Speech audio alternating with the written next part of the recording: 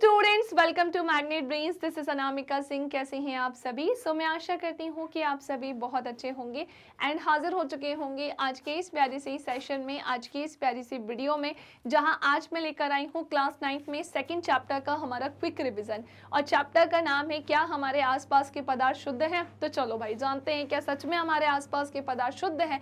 चलिए हम इसकी क्या करते हैं, शुरुआत करते हैं और जितने इंपॉर्टेंट टॉपिक हैं इस चैप्टर के वो हम पढ़ेंगे। सबसे पहली तो बात आती है कि मैम ये जो पदार्थ हैं इनके बारे में थोड़ा सा बताइए। तो इसके ठीक पहले वाले चैप्टर में तो आपने पढ़ा ही होगा कि भाई जो पदार्थ हैं वो कैसे होते हैं। तो भैया वो सॉलिड स्टेट में भी होते हैं, यानी कि बच्चे ठोस अवस्था में भी होते हैं, भाई वो द्रव अवस्था में भी होते हैं और वो गैसीय अवस्था या गैसीय फॉर्म में भी होते हैं। ठीक है ना, गैसीय फॉर्म में भी होते हैं। पदार्थ दो रूप में देखने को मिलते हैं, पदार्थ की शुद्धता या शुद्ध पदार्थ भी होते हैं और अशुद्ध भी होते हैं, यानी कि बच्चे प्योर सब्सटेंस भी होते हैं और इम्प्योर सब्सटेंस भी होते हैं। हर वो चीज़ जो इक्वल पार्टिकल से मिलकर बनी है वो प्योर होगी और हर वो चीज़ जो इक्वल पार्टिकल या समान कणों से मिलकर नहीं बनी है उसे हम क्या बोलेंगे बच्चे? अशुद्ध पदार्थ बोलेंगे। शुद्ध पदार्थ में बेसिकली हमें किसे पढ़ना होता है? तत्व और यौगिक को पढ़ना होता है। और वहीं अशुद्ध पदार्थ में हम किसे पढ़ते हैं? सो उसमें हम समांगी मिश्रण और विषमांगी मिश्रण, बेसिकली इसमें क्या आते हैं? मिश्रण आते हैं। तो जितने भी तत्व होते हैं टोटल कितने होते हैं भाई? 118 तत्व जो हैं वो हमें यहाँ पढ़ने होते हैं, जो कि धातु और अधातु और उपधातु में विभाजित होते हैं।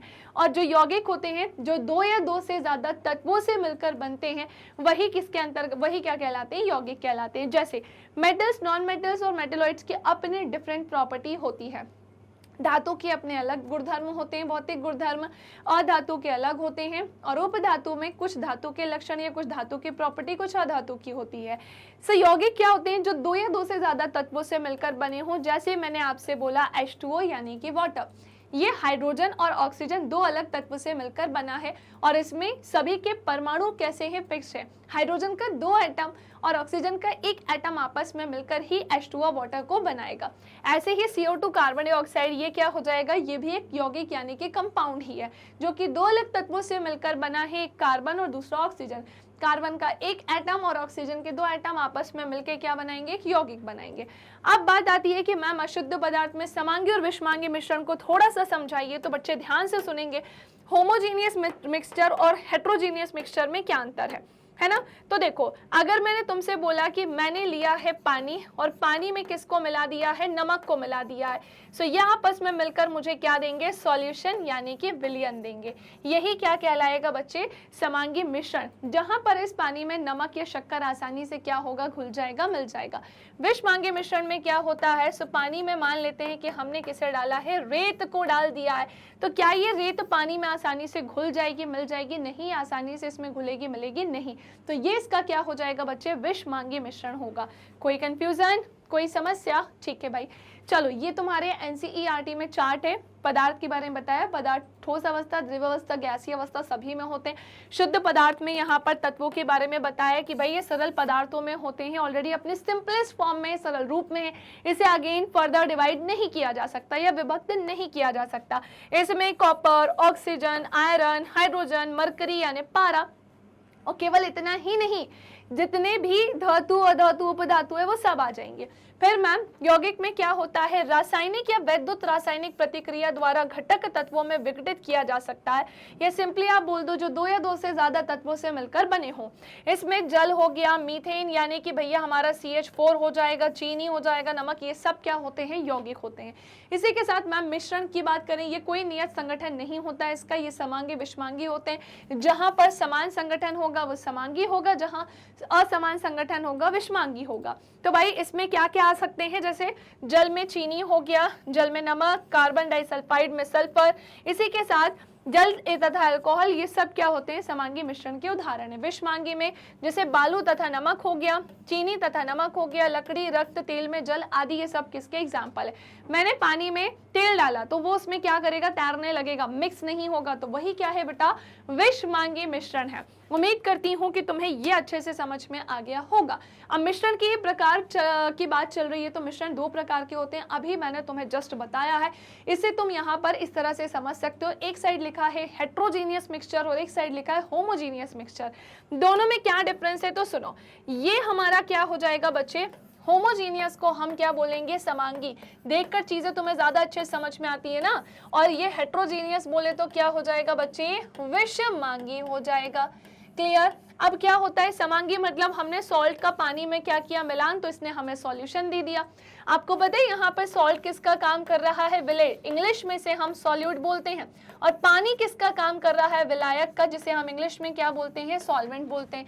यही आपस में मिलकर क्या बनाएगा बच्चे, सॉल्यूशन। सो ऐसे ही सैंड और पानी को, भैया रेत को पानी में डालोगे तो वो उसमें क्या होगा, मिल जाएगा क्या, नहीं, तो ये इसका विषमांगी मिश्रण है। ठीक है, चलो नेक्स्ट आते हैं मिश्रण और यौगिक में। बहुत बार ऐसा होता है कि अंतर पूछते हैं कि भाई मिश्रण और यौगिक में क्या अंतर होता है। चलो मैं तुम्हें अंतर बताती हूँ, अंतर समझाती हूँ। तत्व या यौगिक केवल मिश्रण बनाने के लिए मिलते हैं, किंतु किसी नए यौगिक का ये निर्माण नहीं करते हैं। तत्व क्रिया करके नए यौगिक का निर्माण करते हैं, बिल्कुल ऐसा होता है। जैसे CO2 हमने देखा, कार्बन और ऑक्सीजन आपस में मिले, इनने कार्बन डाइऑक्साइड बनाया। जैसे H2O हाइड्रोजन और ऑक्सीजन आपस में मिले, H2O वाटर बनाया। मिश्रण का संगठन परिवर्तनीय होता है, नए पदार्थ का संगठन हमेशा कैसे होता है, यहाँ पर स्थायी होता है। इसी के साथ मिश्रण उसमें उपस्थित घटकों के गुणधर्म को दर्शाता है और नए पदार्थ के गुणधर्म इसमें पूरी तरह से भिन्न यानी कि अलग होते हैं। घटकों को भौतिक विधियों द्वारा सुगमता से पृथक किया जा सकता है और घटकों को रासायनिक या वैद्युत रासायनिक प्रक्रिया द्वारा ही बच्चे अलग किया जा सकता है। ठीक है, डिफरेंस क्लियर हो गया आप सभी को। चलो भाई, विलयन क्या है, ये आप लोगों के मन में काफी ज्यादा डाउट आता है। तो आपके एनसीईआरटी में चीजें इसी तरह से गिवन है, जिसमें सबसे पहले हम निलंबन के गुणधर्म पढ़ेंगे। ठीक है ना, निलंबन के गुणधर्म पढ़ेंगे, फिर कोलाइडल विलयन क्या होता है इसके बारे में जानेंगे, और विलयन क्या है थोड़ा सा इस पे भी मैं यहीं पे ही कर लेती हूँ चर्चा, फिर हम निलंबन के बारे में पढ़ेंगे। हालांकि है दोनों डिफरेंट, दोनों अलग है, सॉल्यूशन निलंबन अलग अलग होते हैं। तो पहले तो मैं इस पर चर्चा करती हूँ, ये दो चीजों से मिलकर बनता है, और वो दो चीजें क्या है, सो भैया एक होता है विलय, जिसे इंग्लिश में सॉल्यूट बोलते हैं, और एक होता है क्या बच्चे, विलायक। यही आपस में मिलकर क्या बनाता है, सॉल्यूशन, यानी कि भैया बनाता है विलयन। और एक और चीज मैं आप सभी को यहाँ पर बताना चाहती हूँ कि विलय की मात्रा हमेशा कम होती है किसमें, विलायक में, यानी कि विलायक ज्यादा मात्रा होता है किसकी तुलना में, विलय की तुलना में। क्लियर। और यही आपस में मिलकर सॉल्यूशन बनाएंगे, दैट्स इट, थोड़ा सा बस इतना ही जानना था। अब आ जाओ सस्पेंशन, निलंबन के बारे में जानते हैं, इसकी प्रॉपर्टीज पूछी जाती हैं। बेटा ये कौन सा मिश्रण होता है, हेट्रोजीनियस मिक्सचर होता है, विषमांगी मिश्रण होता है। मैम ये निलंबन किस तरीके का मिश्रण है, सो भैया निलंबन एक विषमांगी मिश्रण है। ये कण आंखों से देखे जा सकते हैं, तो बिल्कुल देखे जा सकते हैं। जो निलंबन होता है उसे आंखों से देखा जा सकता है। ये इसका जो आकार होता है वो उतना होता है कि हम उसे आंखों से देख सकें।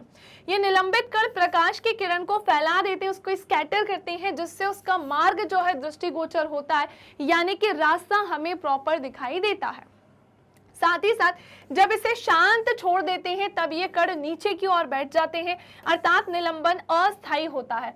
छानन विधि द्वारा इन कणों को मिश्रण से पृथक किया जा सकता है। स्टार करो भाई जल्दी से, कि छानने की प्रक्रिया का प्रयोग करके ये छानन विधि के द्वारा हम क्या कर सकते हैं, कणों को मिश्रण से अलग कर सकते हैं।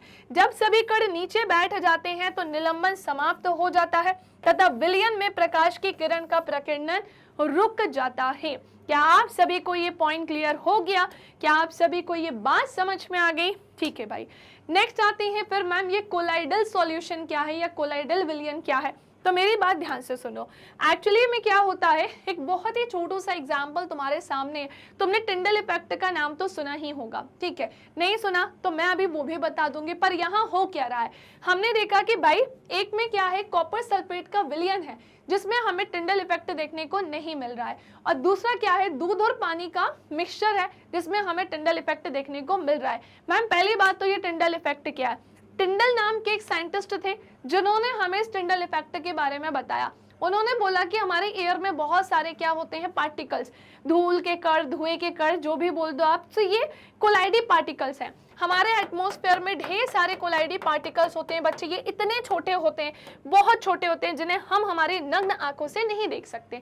तो ये जो कोलाइडी पार्टिकल्स होते हैं, लाइट रेज जब इन पे आती है ना, तो ये इसे क्या करते हैं, स्कैटर करने का काम करते हैं, ठीक है ना, क्या करते हैं, स्कैटर करने का, फैलाने का काम करते हैं। पर मेरी बात ध्यान से सुनो। एक्चुअली में क्या होता है ना कि जब कोई सॉल्यूशन है ना, तो वहां पर ये इफेक्ट नहीं देखा जा सकता। सॉल्यूशन में टिंडल इफेक्ट नहीं देखा जा सकता है क्योंकि पार्टिकल्स वहां पर विजिबल नहीं होंगे। लेकिन बेटा अगर कोई मिक्सचर है ना, जैसे दूध और पानी का मिक्सचर, तो वहां पर पार्टिकल्स मिलेंगे तुम्हें, तो जहां पर स्कैटरिंग होगी। तो ये क्या था भैया, सो ये था सॉल्यूशन। सॉल्यूशन होने की वजह से हमने यहाँ टिंडल इफेक्ट नहीं देखा, और ये सॉल्यूशन नहीं था बल्कि मिक्सचर था। इस वजह से हमें लाइट जो है इजीली ट्रेवल होती हुई दिखाई दे रही है। प्रकाश का मार्ग यहाँ पर दृष्टिगोचर है, ठीक है, समझ में आ गया इतना। चलो, सो कोलाइड्स के सामान्य उदाहरण, कई बार लिखने को एमसीक्यूज में खालिस्तान में आ जाते हैं, तो सुनो भाई, ध्यान रखना, ये परिक्षिप्त प्रावस्था है, परिक्षेपण माध्यम है, प्रकार है, और उसका उदाहरण है जिसमें द्रव, परिक्षिप्त अवस्था है, प्रावस्था है, ठोस, गैस, ये सब यहाँ पर जो है चार्ट में एग्जाम्पल दिए हैं। उदाहरण देख लेना, कोहरा, बादल, कुहासा, है ना, धुआं हो गया, स्वचालित वाहन का निथार, एग्जॉस्ट जिसे हम बोलते हैं, तो ये सब इसके अंतर्गत आते हैं। तो भाई मैंने सोचा कि तुम ये भी कम से कम याद रख लो, तो तुम्हें ये भी बता दूं। अब बात आती है कि मैम अगर पेपर में हमसे कोलाइड की प्रॉपर्टी पूछ ली, गुणधर्म पूछ लिया, तो हम क्या करेंगे? अरे भाई लिख कर आओगे और क्या करोगे, लिख कर आओगे और क्या करोगे, समझ रहे हो ना। तो होता ये है बेटा, पहली बात तो ये कोलाइड क्या है, सो बच्चे ये है एक विश्व मांगी मिश्रण होता है। क्लियर? कोलाइड के कणों का आकार इतना छोटा होता है कि ये पृथक रूप से आंखों से नहीं देखे जा सकते। मैंने तुमसे बोला ना, कोलाइडी पार्टिकल्स कैसे होते हैं बच्चे, इतने छोटे होते हैं जिन्हें तुम तुम्हारी नग्न आंखों से नहीं देख सकते। ये इतने बड़े होते हैं कि प्रकाश की किरण को फैलाती, पर हाँ ये इतने बड़े तो होते हैं कि लाइट को स्कैटर करने का काम कर सकते हैं और उसके मार्ग को दृश्य बनाते हैं। जब इन्हें शांत छोड़ देते हैं तब ये कण तल पर बैठते हैं, अर्थात ये स्थायी होते हैं। ये छानन विधि द्वारा मिश्रण से पृथक नहीं किए जा सकते, किंतु एक विशेष विधि अपकेंद्रकरणीय विधि के द्वारा अलग किए, पृथक किए जा सकते हैं। क्लियर? उसके थ्रू इसे अलग किया जा सकता है। सो दैट्स इट, इतना ही। एक छोटू सा रिवीजन मैं आपको और करवा देती हूँ कि मैंने आपको क्या क्या पढ़ाया। सबसे ज्यादा इंपॉर्टेंट मैंने आपको बच्चे क्या पढ़ाया, पदार्थ पढ़ाया, और ये पदार्थ ठोस, द्रव और गैस तीनों अवस्था में होते हैं। भैया प्योर इम्प्योर ध्यान रखना कि इम्प्योर में हमें तत्व और यौगिक पढ़ना होता है और इम्प्योर में मिश्रण। कौन सी चीज कैसे काम करती है, मिश्रण और यौगिक में क्या अंतर है, विलयन क्या होता है, निलंबन के क्या गुणधर्म है, कोलाइडी विलयन क्या होता है, कोलाइड्स के क्या क्या उदाहरण हो सकते हैं, कोलाइड्स के क्या गुणधर्म हो सकते हैं, ये सब मैंने तुम्हें यहाँ पर बता दिया है। सो मैं उम्मीद करती हूँ कि तुम्हें सब कुछ अच्छे से क्लियर हो गया होगा। आप में से वे स्टूडेंट्स जिन्होंने इसके पहले वाले चैप्टर का अभी तक क्विक रिवीजन नहीं देखा है, भैया देख लेना, आपको बहुत बेनिफिट मिलेगा। मैंने केवल यहाँ इंपॉर्टेंट टॉपिक्स पर ही फोकस किया है। ओके, सो मिलेंगे नेक्स्ट सेशन में, तब तक के लिए बच्चे bye bye, take care, thank you class. और इसी के साथ वीडियो को लाइक करना है, शेयर करना है और प्यारे प्यारे से कमेंट जरूर करना कि क्लास कैसी लगी। Bye bye, take care, thank you class.